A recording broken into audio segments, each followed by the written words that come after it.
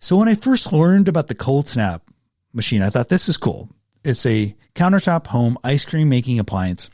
Makes ice cream instantly from a pod, from room temperature, shelf stable liquid. I thought this is something that I would want. It's pretty cool. But then I learned it does a whole lot more than that. You can make things like margaritas. You can make coffee drinks. You can make frozen yogurt, all sorts of alcoholic, non-alcoholic drinks, frozen drinks. And then I thought, I really want this. I thought this is pretty cool. And so I wanted to talk with them. So I reached out and I got in contact with the founder, a guy by the name of Matthew Fonte, who came up with the idea one night when he's talking to his daughter, who just asked why you couldn't instantly create ice cream at home. And so sooner or later, it wasn't too long before he actually created a machine to do that. As you guys know, I love to see new innovation around food production systems in the home. It doesn't seem like we've seen a lot of that over the past year or so. And so talking to ColdSnap, I was excited to hear what they're building. They and other companies like Canna Technologies, which we interviewed just a couple weeks ago, are doing some interesting stuff. So I think we're starting to see some interesting stuff percolating around beverage creation. I think you're starting to see some interesting stuff happening again in food production system. But again, I think we're coming out of kind of a dry spell. So I'm excited for this year. And this was one of the conversations I was looking forward to. So I hope you enjoyed my conversation with Matthew Fonte. If you want to hear more Spoon podcasts, just go to the Spoon or wherever you get your podcasts, Apple Podcasts, Spotify, etc. All right, that's it for now. Let's get to my conversation with Matthew Fonte.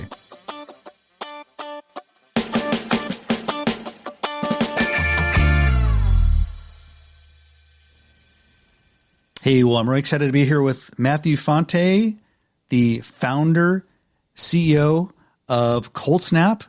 How you doing, Matthew? Doing great, Mike. Thanks for inviting me onto the show. I'm glad to be here. Yeah, and if there's like one thing I think the world needs more of, I think it's ice cream tech. And you are an ice cream tech startup company making the ColdSnap pod-based ice cream maker. You could probably do a heck of a lot better job telling people what this is. So let's hear your elevator pitch. Okay. Well, basically, we developed an appliance where you can take pods, we call them, they're basically aluminum beverage cans, but pods that are filled with liquid ingredients. It could be a liquid ice cream mix. It could be a smoothie with juice and purees in it. It could be a coffee, or it could be cocktails, or even a protein shake. But essentially, you have a shelf-stable pod that you don't have to keep in the refrigerator or freezer. And the user puts the pod in the machine, similar to putting a pod in an espresso or Keurig machine. And then we close the lid, and you wait anywhere from 60 seconds to 2 minutes, and the liquid ingredients are flash frozen in the can. And then when it's frozen to the right consistency, the pod is opened automatically, and the frozen ingredients are dispensed right from the can into the bowl or dish. And so you have a freshly frozen, delicious treat that you can enjoy, and then you take the pod out and you recycle the aluminum pod. And there's no cleanup on the machine because we're freezing in the pod and dispense right from the pod. It never, at any point in the process, does the food touch the appliance, so no reason to clean it. Yeah, and I first saw and heard of ColdSnap during CES Virtual almost a year ago. You're kind of the head of the virtual CES last year, so that was exciting. And I do want to dive in more into the technology and hear how it works a little bit. But before that, I want to kind of hear how you came up with this idea, because I think you had founded another company, sold in a completely different category, like had nothing to do with ice cream.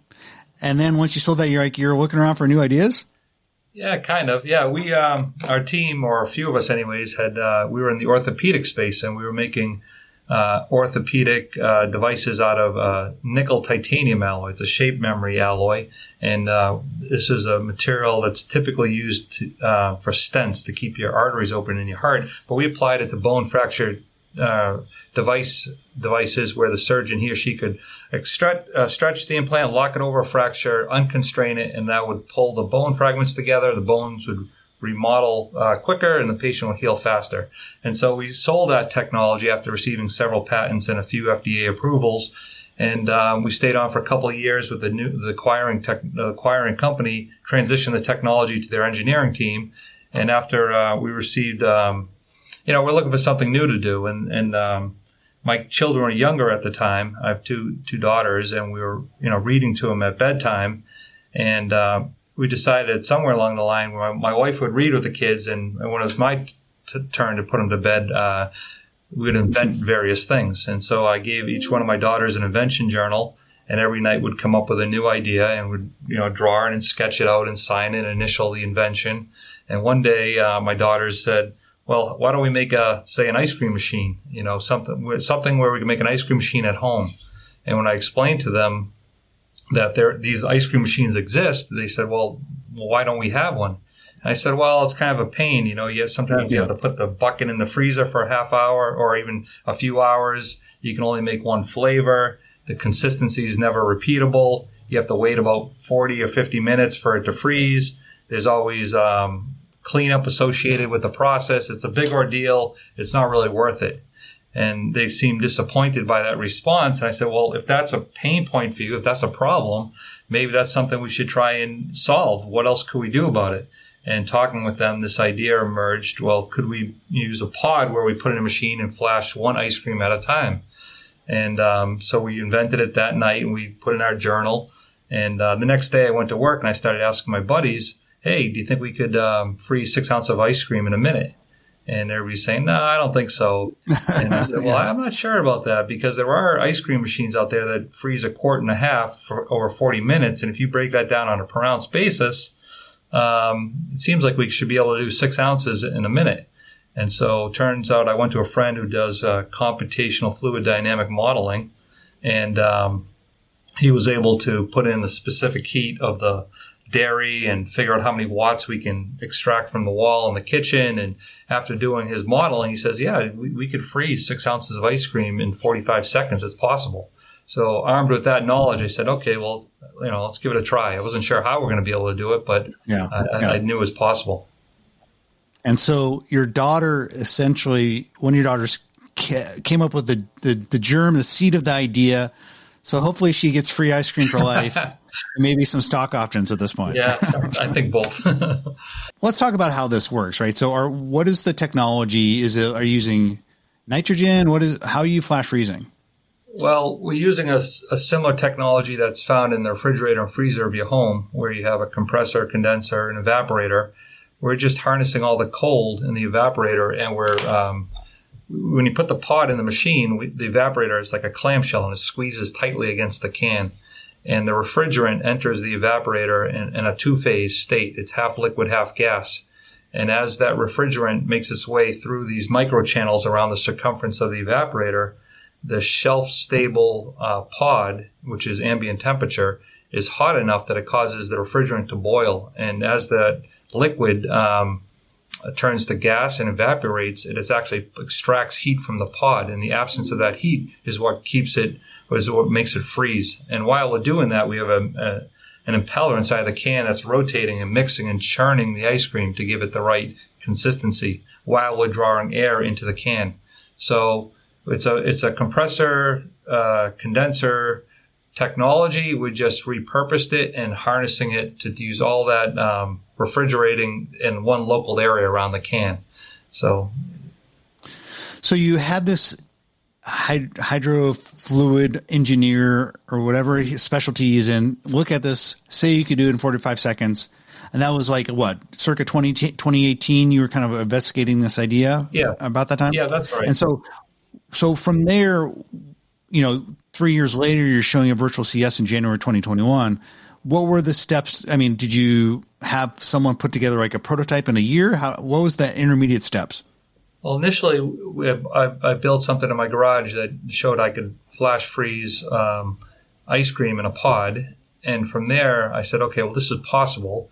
Now, how can we make this more efficient? And so we started 3D printing various chassis of appliances, and we looked at different technologies. And every time we came up with a new pod, it was too expensive. We needed something that was commercially viable. So eventually we started looking at soup cans. And that got us then looking at beverage cans, like an aluminum beverage can. And what we settled in on was a Red Bull aluminum beverage can. It's called a slim can. And it has a lot of surface area per volume, so it enables us to freeze quickly. But we started making prototypes, and we asked friends and family to back us, financially, make an investment. And so we sold equity in order to finance the company, and we started hiring folks. And after showing some promise and getting a few patents, we're up to around 29 issued patents now. We said, okay, well, this is a big market. People really enjoy the product. It tastes great. We're making progress. Turns out last year when COVID was raging, a large manufacturing plant in our area shut down, and opportunistically we went and purchased the building, and now we have just over 40 employees. We're putting the dairy in our cans. We're sterilizing the cans to make them shelf stable. We're painting the cans. We're building machines. We do all the food science here on site. And so we kind of created different teams within the company, a pod team, an appliance team, a food science team, a commercial team that does supply chain and purchasing and marketing. So we're just getting going here, and we're excited to do a beta launch this year. We're starting in January, where we're going to put 100 of our machines out into the greater Boston area in commercial spaces, and we'll see how it does. So that makes sense. So when we're talking pods, it's not like a small little coffee Keurig pod. It is a larger can, which makes sense. You have to have enough liquid to make what is a soft serve traditional serving, right? So that's kind of what we're getting at. And then that's flash frozen, dispensed. And so the cans are recyclable, right? I think I read that they're metal, they're recyclable. They're not like a plastic waste that goes out like a Keurig pod. That's correct. It's aluminum. And we chose aluminum because, well, first, it has good heat transfer.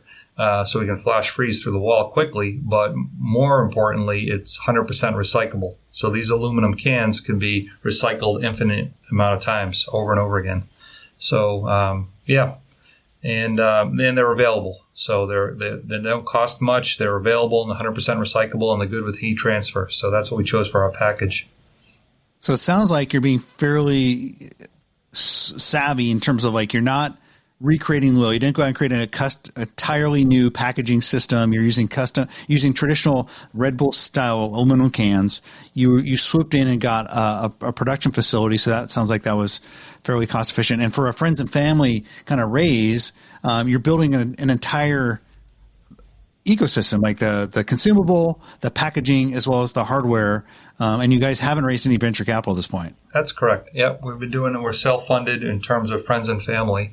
And we're garnering a lot of interest. So we'll see. I think after we get our product out there and we show people that it works well, that the product tastes wonderful, that it's safe and it works as intended, I'm hoping to make some kind of deals with large CPG firms where we co-brand their products, or we may go off on our own, but we'll see. For instance, that maybe there's a cocktail company, a spirits company that we can partner for the frozen cocktails. Maybe, we can do a partnership with an ice cream company for certain geographies. So there's a lot of places we could take this. Yeah, and it makes sense. Like this idea of like a nice frozen margarita out of a can, like that sounds like pretty cool. So when I was first looking at ColdSnap, and I'm just thinking ice cream, but it sounds like because you have this flash freezing technology, you could take in a lot of different directions. And that makes I could really see a lot of possibilities as like a Keurig style model for frozen drinks, ice cream, or frozen anything, frozen desserts, frozen drinks, etc. Yeah, that's right. And one of the products that's most popular are our frozen coffees. And so we call them Snappuccinos. And we have a vanilla, a caramel, and a mocha Snappuccino, and they're extremely popular. So people are, having these all day long. And in addition to that, we have a whole healthy product line, the smoothies. And those smoothies are packed with nutraceuticals. So like our mango passion fruit may have turmeric in it, or our dragonberry mixed berry has a B12 for energy. And all the different smoothies have a different nutraceutical in there. And we don't add any sugar. It's just the natural sweetness of the purees or the juices that give it the flavor. And they get, like I say, have this nutraceutical in there for the extra health benefit. So the same ColdSnap machine can make anything from ice cream to a smoothie to a frozen coffee. Like there's no difference in the hardware. That's correct. Yeah. So what happens is when you put the pod, all the pods are the same size aluminum beverage can. When you put the pod in the can and close the lid, a camera will shoot the QR code. And the first job is to tell the machine, okay, this is a strawberry banana smoothie, or this is a non-vegan ice cream, or this is a pina colada cocktail. and we'll freeze the respective product for a certain amount of time, and the machine knows that recipe, that algorithm. So that's the first thing the QR code does. The second thing it does is that QR code immediately goes up to Amazon Web Services, either through Wi-Fi on a guest network, or if we're not on a guest network, then it'll default to a SIM card, sell data, and it'll go up to the web, come down and populate our dashboard and say, okay, this machine at this location at this time just did a chocolate ice cream or whatever, a vanilla ice cream. And we'll have real-time visibility of who's using what and at what time. And as a red flag comes up and says, hey, they just diminished their chocolate ice cream, for inventory purposes, we can then push through e-commerce a case of chocolate ice cream and replace their pods that they just used.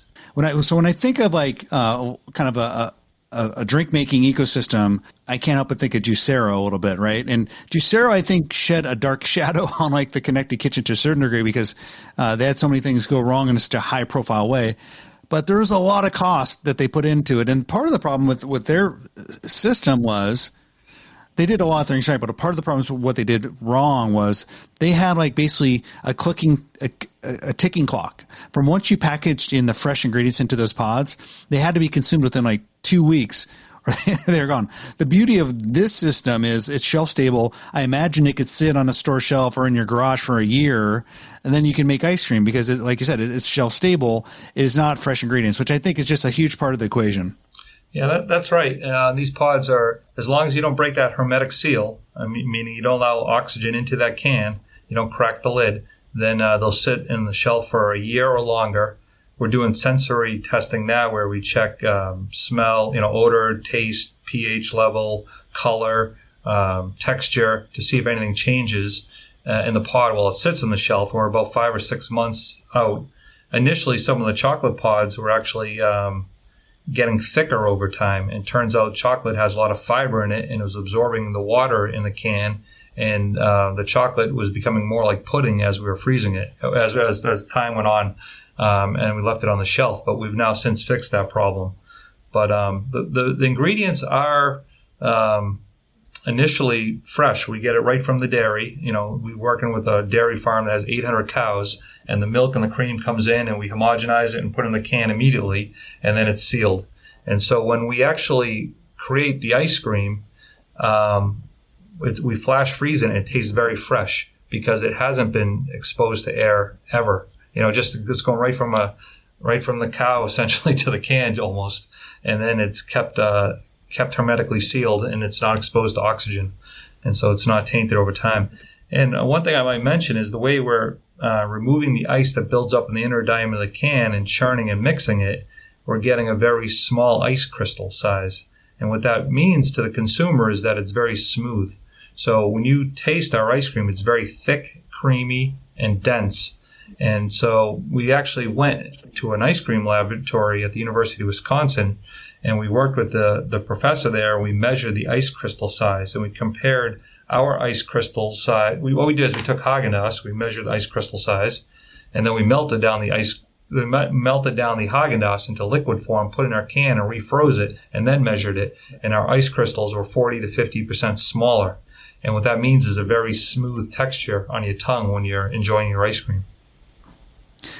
The margarita style drink, I can't stop thinking about the idea of fresh made margaritas because I've been following home cocktail bots for a long time. This is the one that has the first that I can see to make something like a frozen margarita. Have you guys looked at putting can-based liquor drinks? Are you already producing those at this point? Yes, we have our state and federal license to process and sell alcoholic pods. So our alcoholic pods, right now we have a mudslide, strawberry daiquiri, pina colada, and 2 different types of margaritas. One has got habanero in it, and the other one is just a regular lemon lime margarita. But they're 10% ABV, so they're 10% alcohol that's already in the pod. And the thing about it is, when you go to a restaurant, you get a margarita, you're using ice, and you crush up the ice, and you have large ice crystal sizes. And that alcohol is 32 degrees Fahrenheit, the temperature of the ice. When we freeze it, the alcohol actually reduces the freezing temperature, so it comes out a lot colder. And in addition to that, we don't have large ice chunks. It's very smooth. It's almost a silky margarita, if you will. So it's a different experience, but it tastes great. Let's talk a little bit about where you see these being deployed. Initially I thought this would be great on my kitchen counter, but you're testing them in cafeterias, in offices, etc. Do you see this largely as a product that can go into the professional service markets and food service markets and restaurants and cafeterias, or do you see it also going into the consumer kitchen?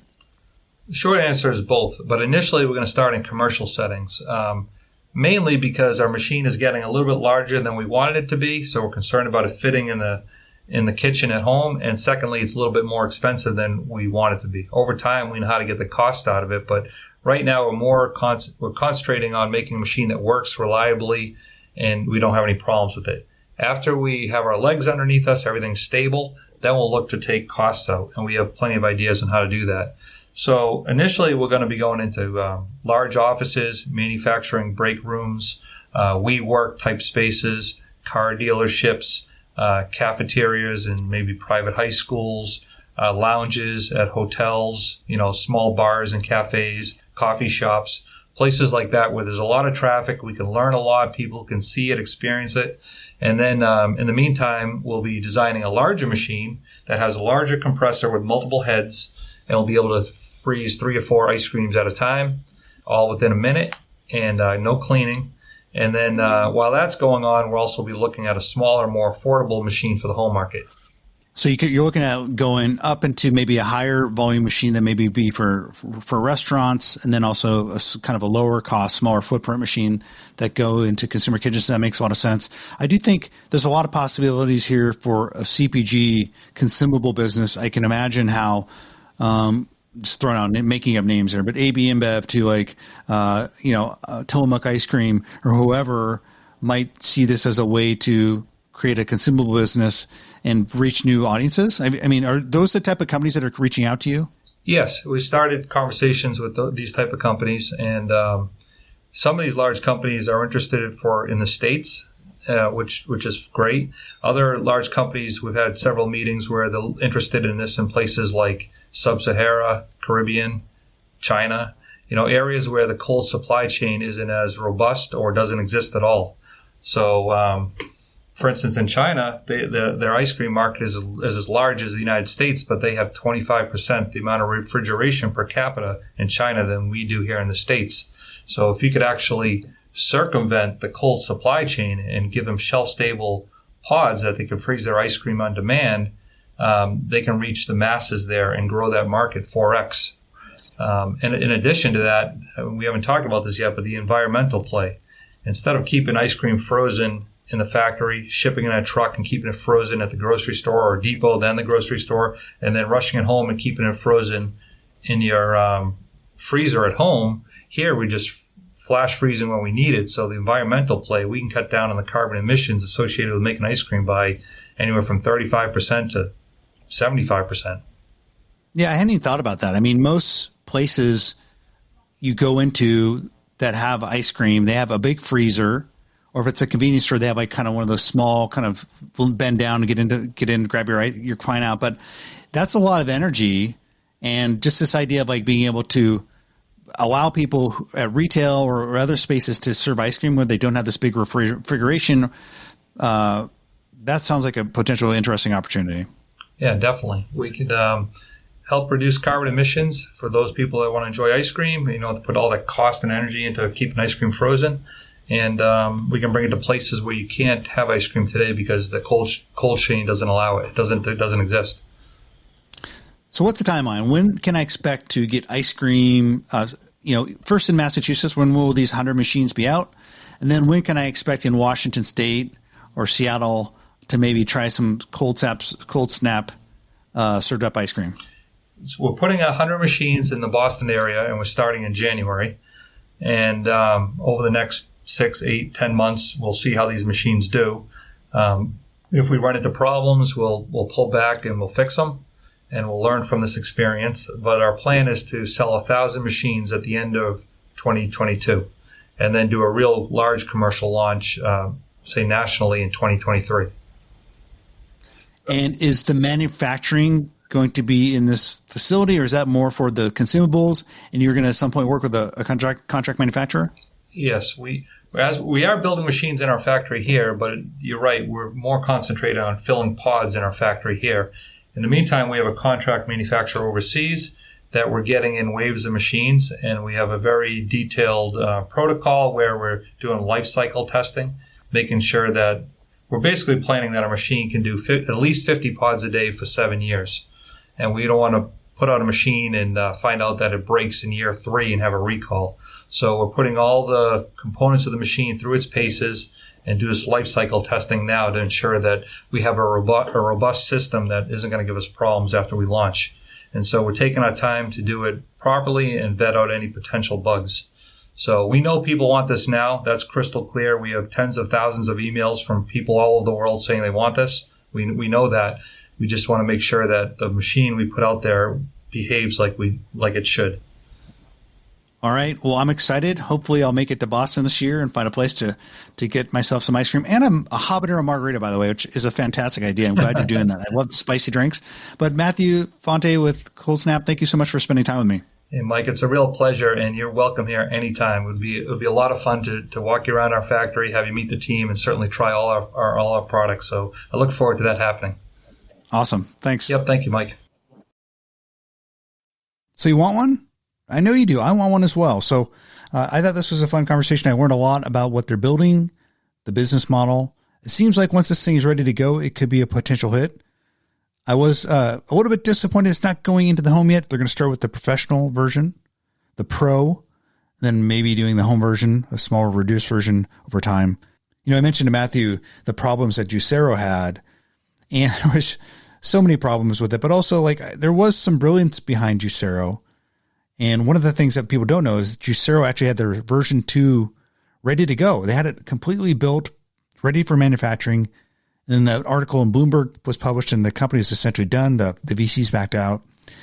But I do think that the center of Juicero's problems was just this idea that they really had a ticking clock on every pod they made with fresh ingredients. And so this company and what ColdSnap is building, using shelf-stable ingredients, using pods that you can basically ship anywhere in the world. They could sit in a warm space without refrigeration. That's just huge. So I'm excited to see what they do. Can't wait to see that and try it out. Maybe I'll head to Massachusetts this year and have an ice cream and a margarita. So, all right, folks, I hope you enjoyed this one. We'll have more coming out next week, and we'll talk to you soon.